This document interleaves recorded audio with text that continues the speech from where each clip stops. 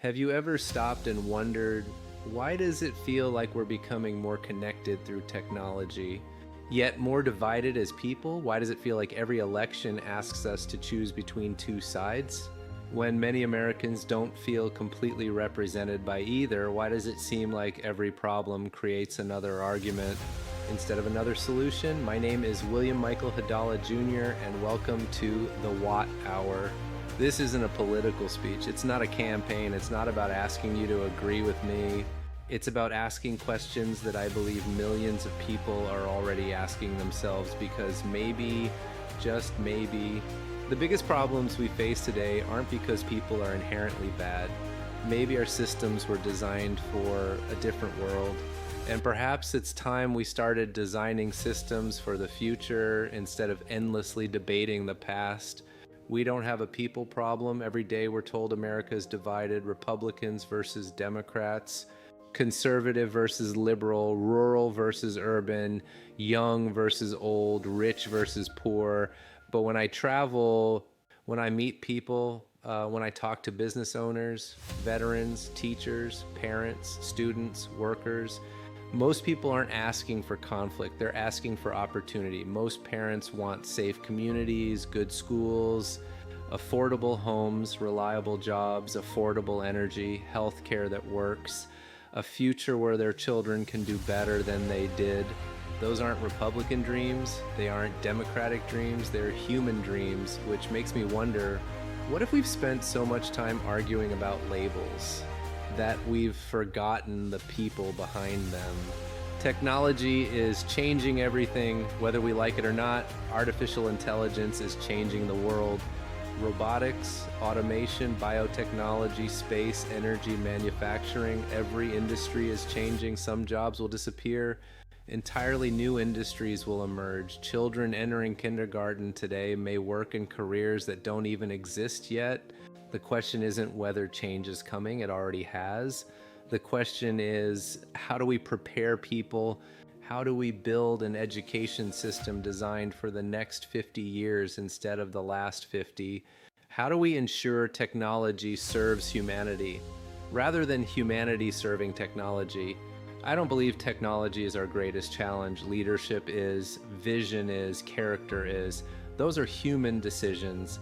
Energy is civilization. People ask me why I name this platform the Watt Hour, because almost everything we care about depends on energy. Hospitals, artificial intelligence, national defense, transportation, manufacturing, communication, water, agriculture, the economy, even this conversation. Electricity powers civilization, but people power civilization's direction. If we fail to invest in abundant, reliable, affordable energy, everything else becomes harder. The future will belong to the nations and the communities that can power innovation while improving people's lives. A different way of thinking. What if we stopped asking who's winning and started asking what's working? What if leadership meant solving problems instead of collecting followers? What if success wasn't measured only by wealth, but by how many lives we improved? What if businesses became known not only for profits, but for strengthening communities? What if innovation wasn't just about creating the next product, but creating the next opportunity? I believe prosperity carries responsibility, not because government forces it, because people choose it. The strongest communities have always been built by people who voluntarily invested in one another, neighbors helping neighbors, mentors helping entrepreneurs, successful people creating opportunities for others. That's not weakness, that's civilization. The future belongs to builders. The future won't be built by people who spend all day arguing online. It will be built by engineers, teachers, parents, scientists, entrepreneurs, soldiers, nurses, farmers, electricians, manufacturers, dreamers, builders, people willing to improve themselves while improving the lives of others. I don't believe the future belongs to one political party. I believe it belongs to those willing to build something better together. Closing, maybe you're watching this because someone shared it.